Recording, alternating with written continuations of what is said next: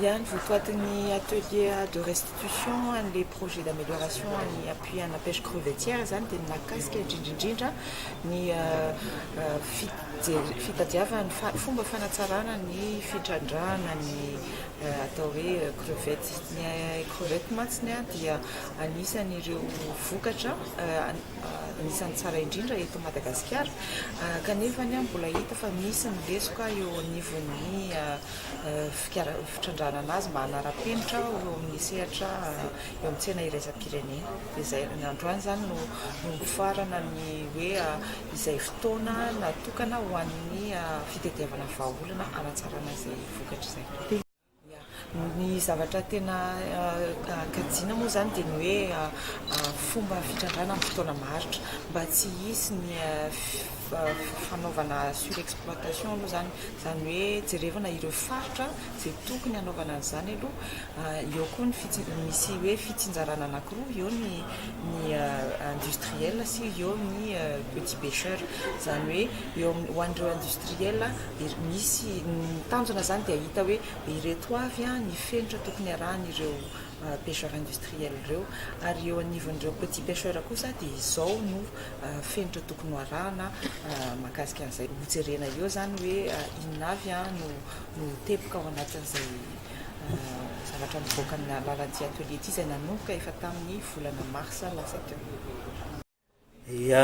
Ity atrikasa mihitsy ity moa zany dia famaranana ny étude, zany hoe fanadihadiana zay nataon'ny ministera sy ny mpiara-miombonantoka zay jerena ny ahoana ny zany fitrandrana ny makamba zany eto Madagasikara amin'ny ankapobeny. Dia tia vokatry nyity fanadihadiana ty zay mifarana androany dia karazana fitaovana anankiray hoentin'ny ministera amin'ny fanapahan-kevitra manaraka, satria araka ny fantatra zany dia amin'ny manomboka amin'ny taona ho avy dia tsy maintsy manova n'izay fanarana mipitrandraka ny makamba zay ny fitondram-panjakana. Zay zany tsy horaisina amin'izao fa tsy maintsy misy ataontsika hoe mivoka-pikaroana iengana. Ka ty androany ty zany voalohany aloha ny ministera aloha zany no ampiasa ny tia vokatry ny fikaroana ty mba ahafahana mandray fanapahan-kevitra amin'izay ny fitantanana maharitra ny filière crevette eto Madagasikara. Ny zavatra nisy moa zany dia nisy ny fanarana ny arahana tamin'ireo groupement mpitrandraka ny makamba eto Madagasikara zay nandritra ny 20 taona, zay mifarana amin'ity taona 2024 ty. Dia mandroana an'izay zany nandritra an'izay fotoana lavalava zay zany dia misy ny tsara tamin'ny fiaraha-miasa, misy ny tokony havaozina. Dia ny jerena manokana amin'ity moa zany ny hoe aiza hoaiza ny tahiry ananan'ny Madagasikara amin'izao ny resaka makamba.